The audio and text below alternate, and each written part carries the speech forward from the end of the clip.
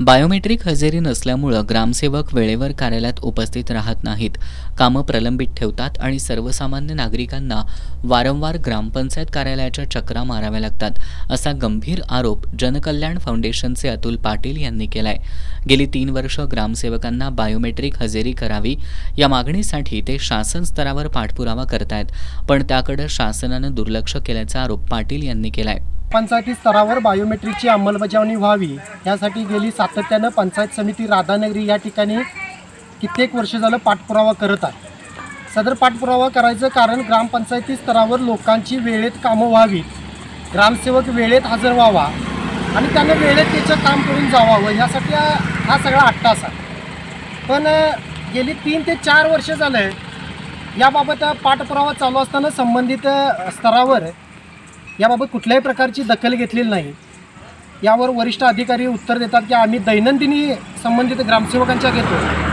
पण वरिष्ठ अधिकारी यांना मी सांगू इच्छितो की आपण दैनंदिनीसुद्धा घेत नाही, कारण संबंधित ग्रामसेवकांना महिन्याच्या 5 तारखेला दैनंदिनी देणं अनिवार्य आहे.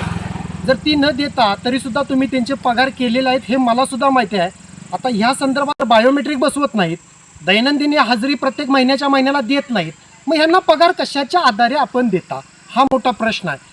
आपल्या मागणीकडे लक्ष वेधण्यासाठी आणि शासन दिरंगाईचा निषेध नोंदवण्यासाठी त्यांनी आज घोटवडेतील स्वयंभू मंदिरापासून राधानगरीपर्यंत सुमारे 25 किलोमीटर डांबरी रस्त्यावरून दंडवत आंदोलन केलं. आंदोलनात अतुल पाटील यांच्यासह सागर पाटील आणि निलेश चौगले यांनी सहभाग घेतला होता. भर उन्हात अंगावर तळपणाऱ्या उन्हाची आणि भाजणाऱ्या डांबराची पर्वा न करता आंदोलक दंडवत घालत पुढे सरकत होते. प्रत्येक दंडवतासोबत त्यांच्या वेदना वाढत होत्या, मात्र न्याय मिळवण्याचा निर्धार अधिक ठाम होताना दिसत होता. आंदोलकांची प्रकृती लक्षात घेता प्रशासनाकडून रुग्णवाहिकेची व्यवस्था केली होती, मात्र तरीही आंदोलकांनी आपलं आंदोलन सुरूच ठेवलं.